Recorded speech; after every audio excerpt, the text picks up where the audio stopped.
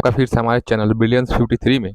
तो हमने इसके पहले प्रथम प्रश्न पत्र थर्ड सेमेस्टर में शैक्षिक मूल्यांकन, क्रियात्मक शोध एवं नवाचार प्रथम प्रश्न पत्र के सीरीज में राजन सीरीज का हम लोग 2025 का जो एडिशन है वो हम लोग पढ़ रहे हैं। तो चलिए चैनल को सब्सक्राइब कर लीजिए। जो भी डीएलएड करते हैं उन्हें हमारे चैनल को शेयर कर दीजिए, क्योंकि आपको यहाँ मिलता है फ्री नोट्स, फ्री क्लासेस और फ्री पीडीएफ। आपको पूरा सिलेबस, पीवाईक्यू और नोट्स मिल जाएंगे यहाँ पे। हमारे टेलीग्राम चैनल से जुड़ जाइए और सब्सक्राइब कर लीजिए चैनल को, और व्हाट्सएप ग्रुप में शेयर करना ना भूलिए। चलिए प्रश्न को स्टार्ट करते हैं। तो जो भी थर्ड सेमेस्टर वाले प्रशिक्षु हैं, इसके पहले जो फर्स्ट लेक्चर है जाकर देख लीजिए वहाँ से लेक्चर में, इसके प्रीवियस लेक्चर का, या प्लेलिस्ट में जाइए या यहीं का डिस्क्रिप्शन बॉक्स में लिंक दिया होगा। प्रश्न नंबर 26। तो देखिए, निम्नलिखित में कौन वस्तुनिष्ठ प्रकार का प्रश्न नहीं है? ठीक है, बहुविकल्पीय प्रश्न, एकांतर पद, लघुत्तरी प्रश्न, मिलान पद। तो कौन वस्तुनिष्ठ नहीं है? तो देखिए प्रश्न नंबर 26 का उत्तर क्या जाएगा? लघुत्तरी प्रश्न है। कैसे? देखिए लघुत्तरी प्रश्न होता है, देखिए बहुविकल्पी भी क्या होता है? वस्तुनिष्ठ होता है, एकांतर पद भी और मिलान पद भी। ठीक है, ये क्या होता है? एमसीक्यू टाइप होता है। नेक्स्ट प्रश्न देखिए, प्रश्न नंबर 27। प्रश्न नंबर 27 है, मूल्यांकन एक निरंतर चलने वाली प्रक्रिया है, यह कथन किसका है? ठीक है, जो मूल्यांकन होता है वो क्या है? निरंतर चलने वाली प्रक्रिया है। यह कथन किसका है? कोठारी आयोग का, यूजीसी का, यूनिवर्सिटी ग्रांट कमीशन इसको कहते हैं, जो उच्च शिक्षा आयोग है। ये वर्तमान समय में ये क्या करता है? जो भी हायर एजुकेशन यूनिवर्सिटी वगैरह है उसके जो शैक्षणिक नियम कानून है ये यूजीसी द्वारा बनाया जाता है, उसी को यूजीसी कहते हैं, यूनिवर्सिटी ग्रांट्स कमीशन, यानी कि विश्वविद्यालय अनुदान आयोग। और एनसीईआरटी तो जानते ही हैं आपने, प्रथम और द्वितीय सेमेस्टर में खूब ज़्यादा ही पढ़ा है इसके बारे में। मुदालियर आयोग आपका सेकंड सेमेस्टर में था, अभी सेकंड सेमेस्टर देख करके आप लोग थर्ड सेमेस्टर में प्रवेश किए हैं। तो प्रश्न नंबर 27 का उत्तर बताएंगे, मूल्यांकन एक निरंतर चलने वाली प्रक्रिया है, ये कथन एनसीईआरटी का है। ऑप्शन नंबर 100 सही हो जाएगा, एनसीईआरटी। नेक्स्ट प्रश्न देखिए, प्रश्न नंबर 27 क्या है? शैक्षिक उद्देश्य के अंग हैं। शैक्षिक उद्देश्य के क्या अंग हैं? शिक्षा के क्या उद्देश्य होना चाहिए? बालक, समाज, विषय वस्तु, ये सभी। यानी कि शैक्षिक उद्देश्य यानी कि शिक्षा के उद्देश्यों को प्राप्त करने के लिए कौन कौन से अंग लाभकारी हैं, ये बताना है। तो 27 का उत्तर बताइए। तो ये सभी हो जाएंगे। ठीक है, क्यों ये सभी हो जाएंगे? क्योंकि शिक्षा के उद्देश्य क्या होता है? बालकों का सर्वांगीण विकास, समाज में एक सुखद एवं तनाव रहित समाज का निर्माण करना, और विषय वस्तु के बारे में जानकारी देना, ये क्या होता है? शैक्षिक उद्देश्य होता है। तो ऑप्शन नंबर 2 से हो जाएगा। नेक्स्ट प्रश्न देखिए, प्रश्न नंबर 28। प्रश्न नंबर 28 है, बौद्धिक योग्यता में बोध का अंग नहीं है। ठीक है, बौद्धिक योग्यता मतलब आपका दिमाग कितना तेज है। ठीक है, कितना आपका दिमाग प्रॉब्लम सॉल्विंग है, प्रॉब्लम को सॉल्व कर लेता है, कितना अंडरस्टैंडिंग है, तो उसका अंग नहीं है अनुवाद, विवेचना, वाक् विस्तार, अनुप्रयोग। तो देखिए बौद्धिक योग्यता में बोध का अंग नहीं है, यानी कि आपको अंडरस्टैंडिंग नहीं जरूरी होता है इन चारों ऑप्शन में से किस में? तो देखिए किस में आपको समझदारी की जरूरत नहीं है? अनुप्रयोग में। क्यों अनुप्रयोग? अनुप्रयोग का मतलब होता है कि एप्लीकेशन। ठीक है, अनुप्रयोग मतलब क्या होता है? एप्लीकेशन। जैसे मान लीजिए आपने पढ़ा ओम का नियम विज्ञान में, ओम का नियम पढ़ा, तो ओम के नियम का क्या लाभ, ओम के नियम के क्या इम्पोर्टेंस है या क्या इंटरप्रिटेशन है, इसका मतलब ओम के नियम का क्या उपयोग है, ये आप क्या पढ़े? अनुप्रयोग के अंदर पढ़ेंगे। ठीक है, तो बौद्धिक योग्यता में बोध का अंग नहीं है। अनुवाद भी होता है, अनुवाद भी क्या होता है? दिमाग से किया जाता है। ठीक है, समझ से।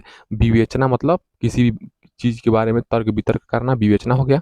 वाग विस्तार यानी कि अगर आप बोल रहे हैं कुछ चीज़ों को, लेक्चर दे रहे हैं, स्पीच दे रहे हैं, तो उसमें भी क्या बोध है, यानी कि जब आपके अंदर अंडरस्टैंडिंग रहेगी उस टॉपिक के बारे में तभी बोल पाएंगे, इसका मतलब यही है। तो बौद्धिक योग्यता में बोध का अंग नहीं है, तो अनुप्रयोग नहीं है।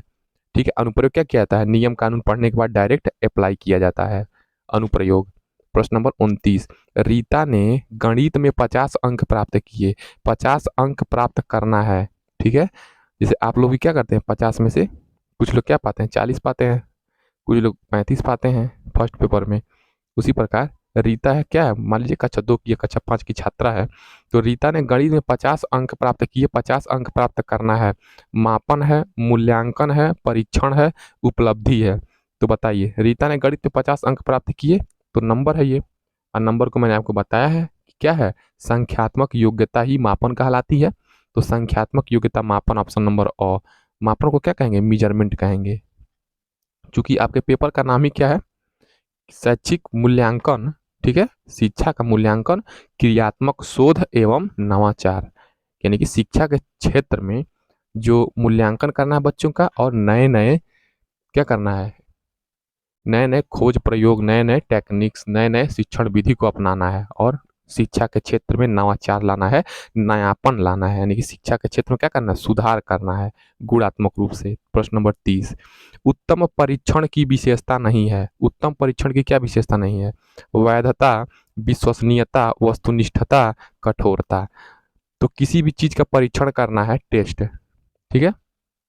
टेस्ट क्या होता है, जैसे आपका मान लीजिए एक चैप्टर टीचर पढ़ाए, फिर टेस्ट ले लिए, तो इससे क्या होगा, ये पता चलता है कि आपने कितना समझा है। तो उच्च परीक्षण में क्या, यानी कि आपका कोई टेस्ट लिया जाता है, तो सबसे अच्छा टेस्ट कौन माना जाएगा, वैधता, एकदम उस टेस्ट की कोई न कोई वैधता होनी चाहिए, विश्वसनीयता भी होनी चाहिए, और वस्तुनिष्ठता भी उसमें होनी चाहिए, यानी कि कुछ में कंटेंट हो, ठीक है। यानी कि क्या होना, उत्तम परीक्षण कठोर नहीं होता है, ठीक है, एक अच्छा परीक्षण कठोर नहीं होता है। प्रश्न नंबर 31, ज्ञान, ठीक है, यानी कि नॉलेज, ठीक है, ज्ञान का मतलब क्या जाएगा, नॉलेज, बोध का मतलब क्या जाएगा, अंडरस्टैंडिंग, के यू, और अनुप्रयोग मतलब ए। तो देखिए क्या जाएगा, नॉलेज, अंडरस्टैंडिंग और एप्लीकेशन, यानी कि अनुप्रयोग।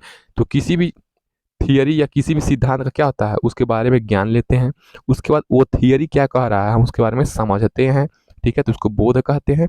और पूरा थियरी, पूरा नियम कानून पढ़ने के बाद उसका हमारे दैनिक जीवन में और मानव जीवन पे और पूरे संसार में क्या लाभ दे रहा है वो थियरी, वो नियम, उसको अनुप्रयोग कहते हैं, ठीक। तो तो इसका संबंध मूल्यांकन के किस पक्ष से है, तो देखिए ये सारी चीजें किससे हो रहा है, आपके संज्ञानात्मक क्षेत्र में, दिमाग में क्या होता है, संज्ञानात्मक, जहाँ पे चिंतन मनन, ठीक है, वर्णन, ये सारी चीजें संज्ञानात्मक कहलाती हैं, ठीक है। संज्ञानात्मक मतलब कॉग्निशन, यानी कि कॉग्निटिव, आपके दिमाग से रिलेटेड है। तो क्या हो जाएगा, ये हो जाएगा संज्ञानात्मक पक्ष है, क्या है, संज्ञानात्मक। ज्ञान भी, आपका ज्ञान क्या है, दिमाग में रहता है, संज्ञानात्मक बोल समझते किससे हैं, दिमाग से, तो संज्ञानात्मक होगा, ठीक। अनुप्रयोग, और उसका प्रयोग भी करते हैं, कुछ नियम कानून का अपने जीवन में उतारते हैं, समाज के कुछ अच्छा संदेश देते हैं, समाज के जीवन को आसान बनाते हैं। तो ये आपका क्या जाएगा, संज्ञानात्मक पक्ष में हो जाएगा।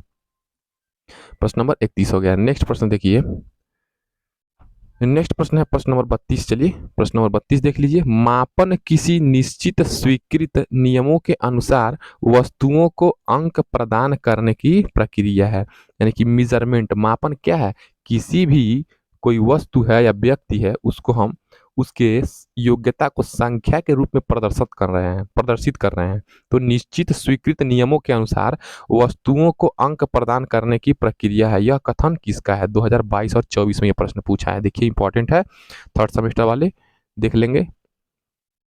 हेल्क स्टेडर, S S Stevenson, Bertrand Russell Wundt. तो आपके सामने उत्तर भी है, देखिए। तो मापन किसी निश्चित स्वीकृत नियमों के अनुसार वस्तुओं को अंक प्रदान करने की प्रक्रिया है, ये S S Stevenson, option number ब सही हो जाएगा। नेक्स्ट प्रश्न देखिए, प्रश्न नंबर 33। तो चलिए मैं इसका उत्तर आपको नहीं दिखाऊंगा, आप लोग।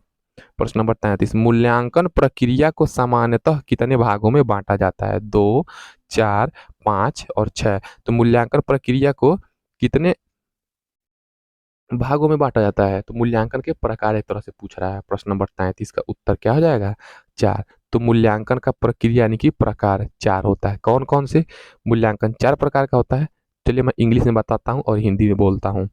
तो देखिए, कंप्रीहेंसिव, कंटिन्यूअस, कंटिन्यूअस असेसमेंट, तो इसको हम क्या कर देते हैं, सी ए। कंटिन्यूअस असेसमेंट मतलब सतत मूल्यांकन, ठीक है। दूसरा क्या होगा, कॉम्प्रिहेंसिव असेसमेंट, यानी कि व्यापक मूल्यांकन। तीसरा समेटिव असेसमेंट, इसको क्या कहेंगे, योगात्मक मूल्यांकन।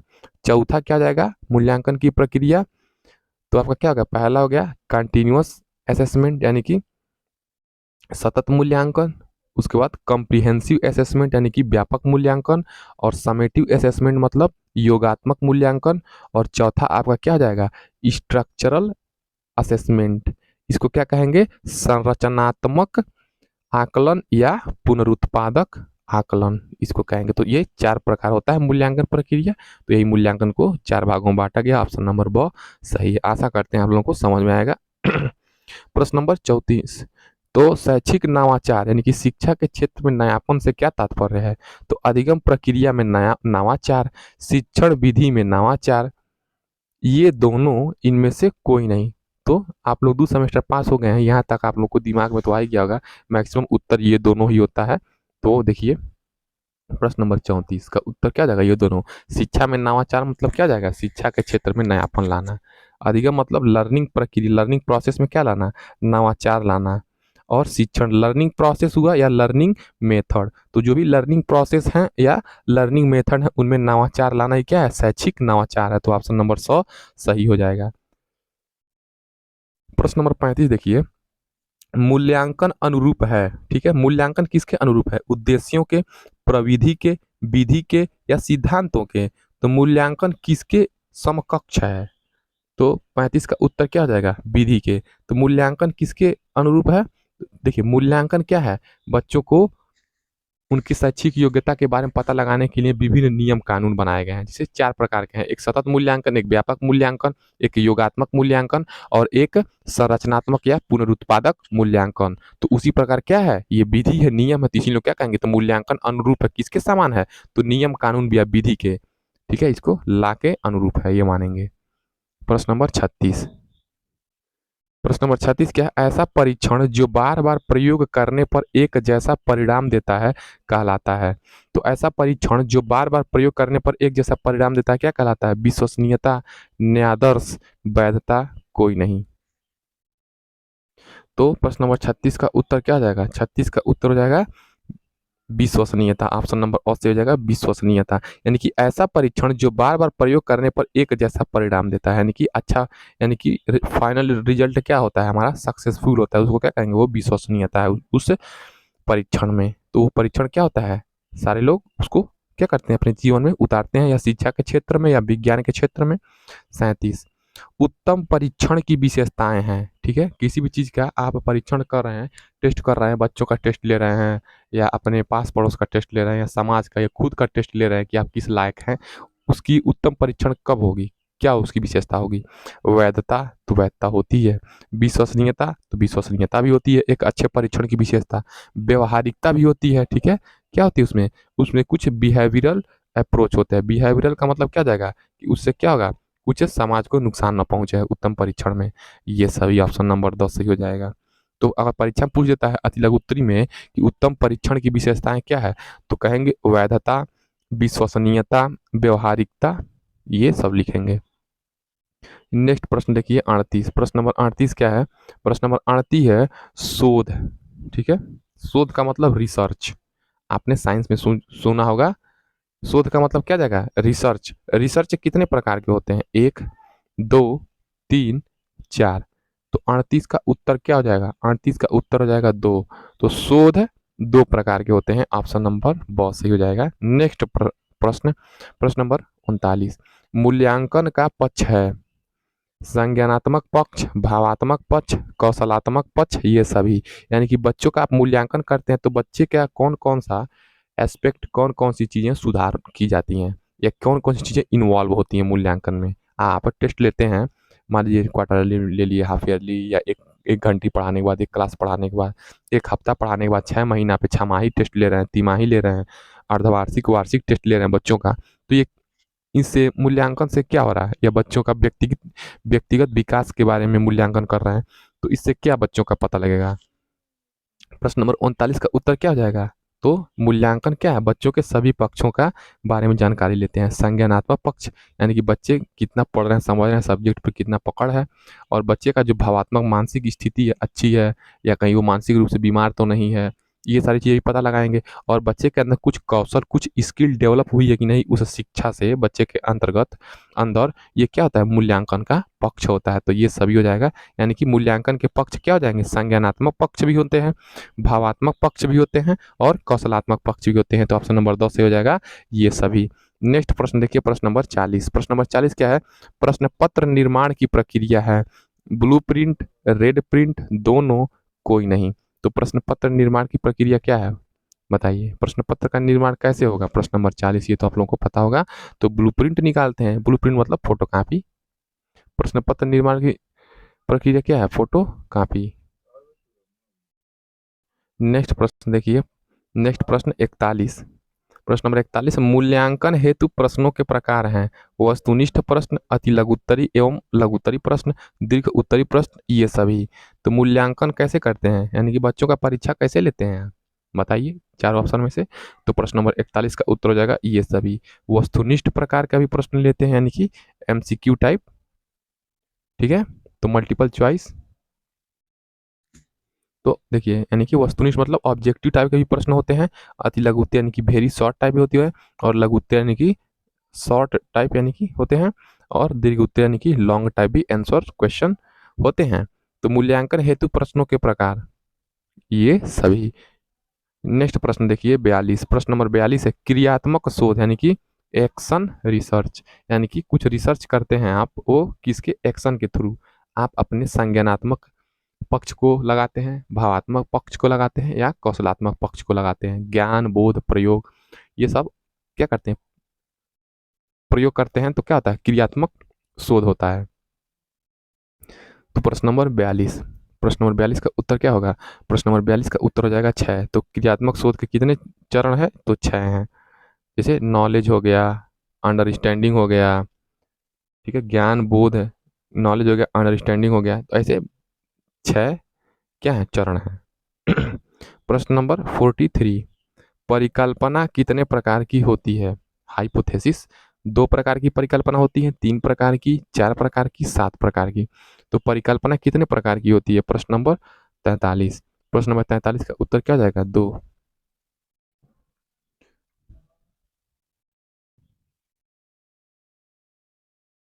प्रश्न नंबर 44 देखिए, नवाचार क्या है, इनोवेशन क्या है।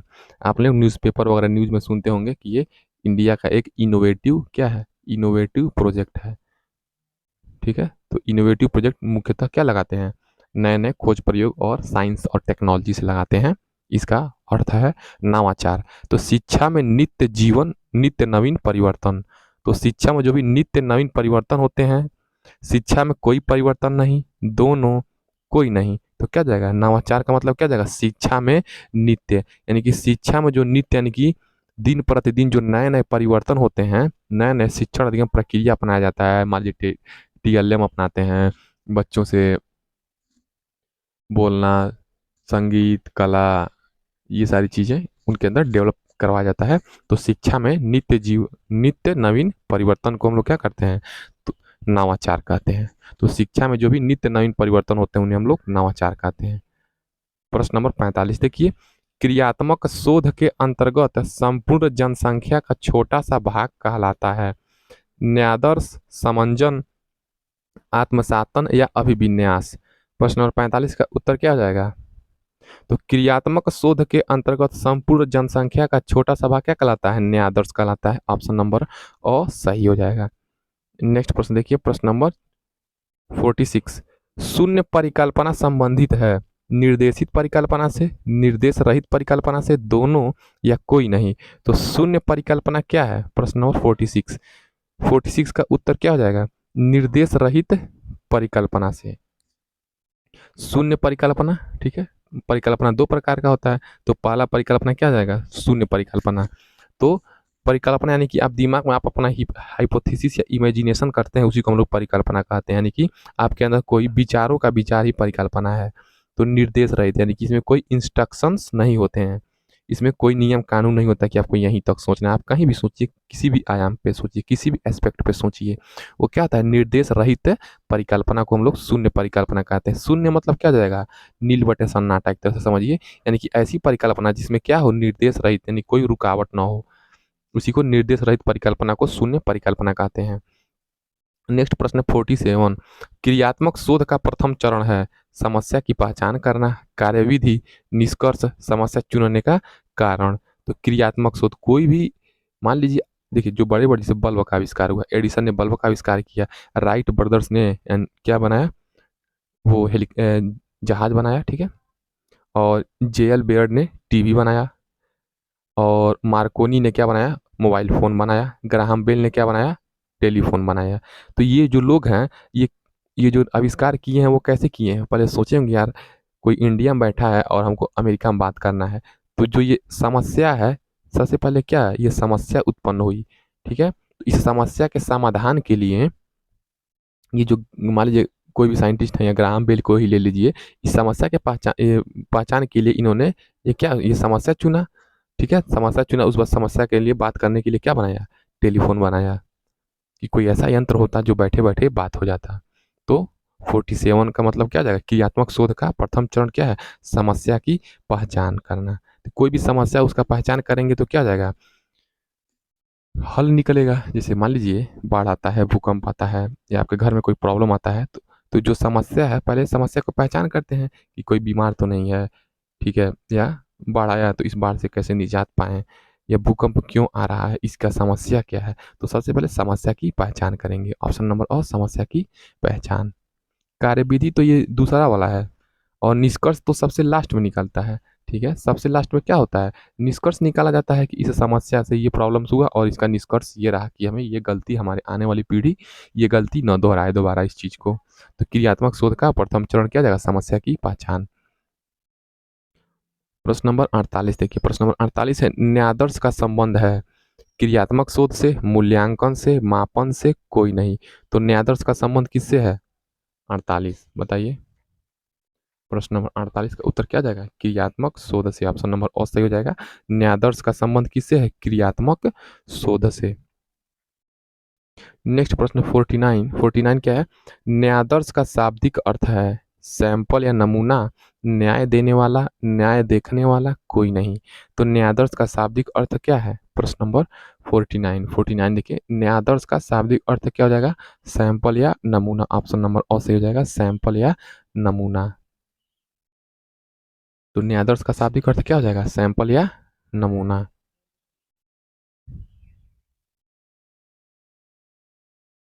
प्रश्न नंबर 50 देखिए, संज्ञानात्मक पक्ष में आता है ज्ञान, बोध, व्यावहारिकता एवं मूल्यांकन, ये सभी। तो मैंने आपको बताया संज्ञानात्मक पक्ष जहाँ भी है आप अपने दिमाग से लगाएंगे, ठीक है? दिमाग का मतलब चिंतन, तर्क, कल्पना, परिकल्पना, ये सारी चीज़ें दिमाग से होती हैं। तो संज्ञानात्मक पक्ष में आता है क्या? प्रश्न नंबर 50। प्रश्न नंबर 50 का उत्तर क्या हो जाएगा? ये सभी। तो संज्ञानात्मक पक्ष में क्या आता है? ज्ञान भी आता है, बोध भी आता है। आप किसी चीज़ का ज्ञान लेते हैं, अपने अंदर समझते हैं, दिमाग से होता है, चिंतन करते हैं, तर्क करते हैं, कल्पना करते हैं, ठीक है? समझते हैं, जानते हैं, बूझते हैं। बोध क्या है? बोध मतलब बूझना, ठीक है? देसी भाषा में बूझना कहते हैं। व्यावहारिकता है कि नहीं, ठीक है? और मूल्यांकन, ये सारी चीज़ें क्या हो जाएंगी? संज्ञानात्मक पक्ष हो जाएंगी। नेक्स्ट प्रश्न देखिए 51। भावात्मक पक्ष का संबंध होता है रुचियों से, संवेगों से, मनोवृत्तियों से, सभी। तो भावात्मक पक्ष मतलब इमोशंस। आपके इमोशंस क्या होती हैं बताइए? आपके अंदर जो रुचियां हैं वो इमोशंस ही होती हैं ना, दिमाग में, कि हाँ मुझे इस चीज़ का ये पसंद है, मुझे दिल्ली घूमना पसंद है, गोवा जाना पसंद है, ठीक है, इंग्लैंड जाना पसंद है, पहाड़ों पे रहना है, नदियों में जाना है, डूब मरना है, ये सब रुचियां हैं आपकी। संवेगों, ठीक है, आपके अंदर नए नए संवेग नए नए आते हैं। और मनोवृत्तियाँ, मन में जो उठने वाली वृत्ति है या विचार है, तो भावात्मक पक्ष क्या हो जाएगा? ये सभी। ऑप्शन नंबर 2 सही हो जाएगा।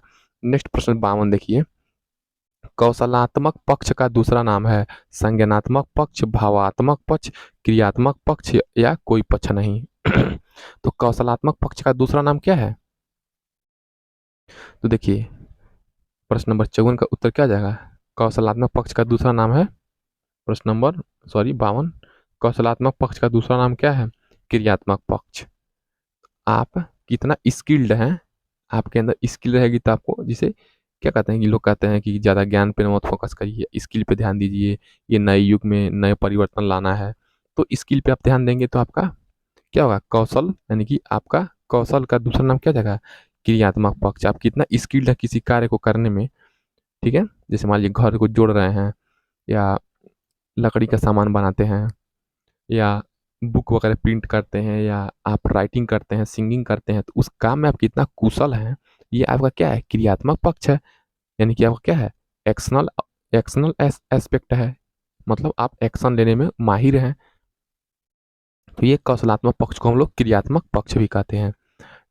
नेक्स्ट प्रश्न देखिए, प्रश्न नंबर 53। क्रियात्मक पक्ष के कितने स्तर होते हैं? 7 स्तर, 5 स्तर, 6 स्तर, 8 स्तर। तो क्रियात्मक पक्ष के कितने स्तर होते हैं?